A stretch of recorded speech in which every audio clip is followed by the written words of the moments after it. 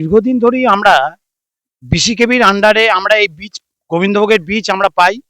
এর ব্যাপারে আমাদেরকে সহায়তা করেন মৃত্যুঞ্জয়বাবু এবং রহিদুলবাবু। উনি আমাদেরকে দীর্ঘদিন ধরে ইনসিস্ট করে এসেছেন যে আমরা কিভাবে এই চাষগুলোকে করব, এবং আমাদের এখানে ভৌগোলিক অবস্থান অনুসারে গোবিন্দভোগ রায়না থানার মধ্যে এখানের এলাকায় পলাশন জিপি শ্যামসুন্দর জিপি দারুণভাবে অবস্থান করছে, এবং এর একটা আলাদা টেস্টও আছে, সৌগন্ধও আছে। আমরা দীর্ঘদিন ধরে এই স্যারেদের কাছ থেকেই বীজ আমরা গ্রহণ করি, এবং আমরা সেই বীজটাকে চাষিদেরকে উদ্বুদ্ধ করি বীজ ফেলা থেকে আরম্ভ করে যে শোধন করতে হবে, তারপর কম ফার্টিলাইজার ব্যবহার করতে হবে, এবং গাছের যে দূরত্ব সেটাকে রাখতে হবে, রেখে দিয়ে আমরা চাষগুলোকে চাষিদিকে করাচ্ছি।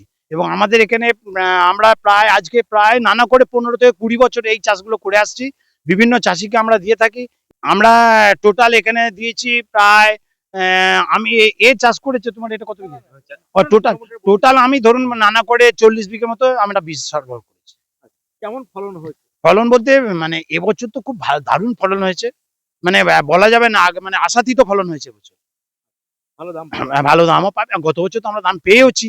হ্যাঁ, এবছর এখন কেমন হবে সেটা দেখা যায়, তবে ফলন ভালো হয়েছে।